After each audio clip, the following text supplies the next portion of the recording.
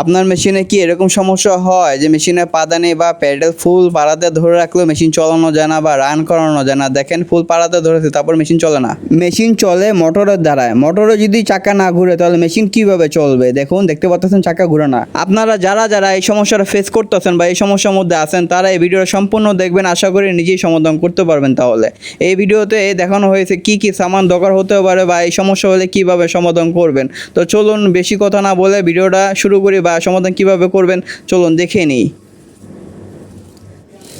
আসসালামু আলাইকুম, আশা করি সবাই ভালো আছেন। এই মেশিনটা অনেকেরই পরিচিত। মেশিনটার নাম হলো ঝুঁকি সেলাই মেশিন।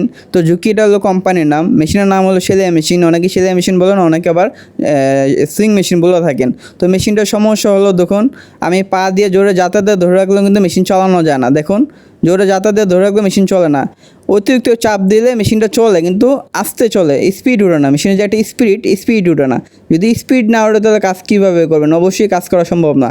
তো দেখুন আমি কিন্তু সরাসরি মোটরের দিকে চলে গেছি। মানে মেশিনটা যেটা দ্বারা চলে মোটর, তো মোটরটাই সমস্যা। তো মোটর যদি না ঘুরে তো মেশিন কীভাবে ঘুরবে?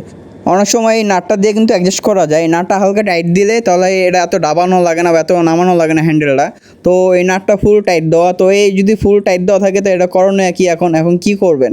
তো দেখুন এখন কিন্তু আমি ফুল পাড়া দিতেছি, তারপর কিন্তু মোটর চাকাটা ঘুরে না।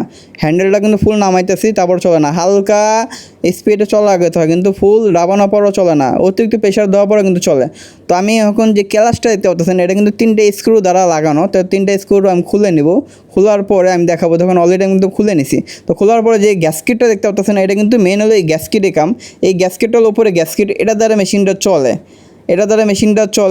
এর নিচে যে গ্যাসকেটটা দেখতে পাচ্ছেন, মানে নিচে যে গ্যাসকেটটা এটা দ্বারা ব্রেক হয়। তো আমি এটাকে খুলে নেব, গ্যাসকেটটা বের করে নেব। তো এর এই মেন সমস্যা নিচেরটার কারণে কিন্তু আমার হ্যান্ডেলটা অনেক দাবানো লাগে বা অনেক প্রেশার দেওয়া লাগে। তো অলরেডি আমি খুলে নিচ্ছি, দেখেন এটা কিন্তু খেয়ে গেছে। মানে এটা ব্রেক মারতে মারতে এটা খেয়ে যায় বা এটা আস্তে আস্তে কমে যায়। তো এটাকে আবার চেঞ্জ করতে হয়। তো আমি এটাকে চেঞ্জ করবো। এরকম একটা কশিট পাওয়া যায় দোকানে, পেয়ে যাবেন, যে কোনো সুইং পার্টসের দোকানে পেয়ে যাবেন। তো অলরেডি আমি একটা নিয়ে নিছি। নেওয়ার মধ্যে উপরে যে ফাংশনটা দেখতে পাচ্ছেন সেম এইভাবে লাগিয়ে দেবেন। আপনার আগে যেটা আছে এটা আমি ফালাবো না। আগেরটা যদি ফালাই তাহলে আমার জিনিসটা ফিটনেসটা কমে যাবে। যার কারণে আমি জিনিসটা ফালাবো না, এটার উপরে আমি ঘাম দিয়ে লাগিয়ে দেবো। তো আমি অলরেডি লাগিয়ে দিছি, দেখেন ভিডিওটা যাতে বড় না হয় যার কারণে আমি অলরেডি লাগিয়ে দিছি। তো এইভাবে লাগিয়ে নেবেন, লাগিয়ে একটু হাইটটা একটু উঁচু করে নেবেন। হাইটটা উঁচু করার কারণ হলো যাতে আপনার ক্যালাসটা বা ক্যালাসের যে হ্যান্ডেলটা আছে যাতে হালকা ইশারা দিলে মেশিনটা চলে বা মোটরের চাকাটা ঘুরে। কারণ মোটর চাকা ঘুরলে কিন্তু মেশিনটা চলবে। তো আমি একটু যে জায়গাটা আপনার ক্যালাসের ভিতর যেখানে আপনার ওই বেসটা ঢুকবে বা যে চাকায় যে ইটা ঢুকবে ওই জায়গাটা পরিষ্কার করে নেবেন, একটু তেল দিয়ে নেবেন। এবার এবং কি যে নাটটা আছে নাটের অ্যাডজাস্টটা দেখে নেন। এই নাটটা কিন্তু লুজ করে নিতে হবে। লুজ না করলে কিন্তু আপনার ব্রেক শো যে বেসটা আছে বেসটা কিন্তু এখানে টাইট থাকবে না, খুলে যাবে। তো অবশ্যই নাটটা লুজ করে বসিয়ে তারপর নাটটা অ্যাডজাস্ট মতো করে টাইট করে নেবেন। তো এটা সাইডের নাট, এটাকে ব্রেক শোটাকে ধরে রাখে। আর যে আরেকটা যে নাটটা দেখতে পাচ্ছেন এটা দিয়ে আপনার যে বড় যে নাটটা এটা দিয়ে আপনার ব্রেক শোটা অ্যাডজাস্ট করে।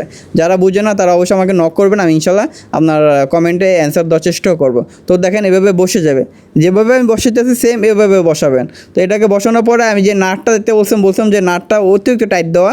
তো ওই নাটটাকে লুজ করে নেব। এই নাটটা অতিরিক্ত টাইট থাকলে কিন্তু আপনার নেক্সটে কোনো সময় আপনি অ্যাডজাস্ট করতে পারবেন না। অনেক সময় এটা ব্রেক মারতে আপনার জিনিসটা খেয়ে যায় বা জিনিসটা কমে যায়। তখন দেখা যায় আপনার এই হ্যান্ডেলটা আবার পরবর্তীতে আবার জোরে দাবানো লাগে বা অনেক চাপ দেওয়া লাগে। তখন যদি নাটটা যদি আপনার একটু জায়গা থাকে নাটটা টাইট দেওয়ার মতো, যদি আপনি 1 প্যাচ 2 প্যাচ টাইট দেন তাহলে আবার কিন্তু আবার আপনার হ্যান্ডেলটা অ্যাডজাস্টটা হয়ে যায়, মিলে যায়। যখন আপনি জিনিসটা কাজটা করবেন তখন আপনি অলরেডি জিনিসটা বুঝবেন। আর যদি না বুঝেন অবশ্যই কমেন্টে মেসেজ করবেন, আমি ইনশাল্লাহ অ্যান্সার দেওয়ার চেষ্টা করবো। তো দেখুন আমি অলরেডি লাগিয়ে ফেলেছি। লাগানোর পরে আমার যে সাইডের নাট এই যে স্ক্রুটা এটা শুধু জাস্ট ধরে রাখে। আপনার বড় নাটটা অ্যাডজাস্ট মাপ মতো টাইট করে তারপরে এটা টাইট করবেন। এটা শুধু কাজ হলো ধরে রাখার। আর বড় যে নাটটা যেটা আপনার 17 নম্বর 18 নম্বর নাট যেটা বোল্ট যেটা, এটা শুধু অ্যাডজাস্ট করে আর ছোটো নাটটা টাইট করে রাখে। তো আমার লাগানো কমপ্লিট। এখন দেখেন আমি কিন্তু মেশিনের ক্যালাসটা বা মোটরের যে ক্যালাসটা হালকা পাড়া দিই, তারপর কিন্তু চলবে। দেখেন মোটরটা আমি স্টার্ট করলাম। স্টার্ট করার পরে আমি এখন ক্যালাসটা হালকা পাড়া দিই। দেখেন হালকা ইশারা দেওয়ার সাথে সাথে কিন্তু স্পিড হইতেছে, স্পিড বাড়তেছে। আর আগে কিন্তু অতিরিক্ত চাপ দেওয়ার পরেও কিন্তু স্পিড হয় না বা স্পিড আসে না। তো এই সমস্যাটা কীভাবে সমাধান করলাম দেখতে পারলেন। তো মেশিনটা একটু চালিয়ে দেখুন। যদি ভিডিওটা ভালো লাগে থাকে অবশ্যই একটা লাইক এবং শেয়ার দিতে ভুলবেন না, কারণ আপনাদের একটা শেয়ার একটা লাইকের জন্য কিন্তু ভিডিওটা আশা করে বানাই। যদি আপনাদের লাইক বা শেয়ার যদি না পাই অবশ্যই খারাপ লাগবে। তো ভিডিওটা কেমন আছে অবশ্যই কমেন্টে জানাতে ভুলবেন না এবং একটা লাইক এবং শেয়ার করতে ভুলবেন না। তো সবাই ভালো থাকবেন, সুস্থ থাকবেন। আসসালামু আলাইকুম।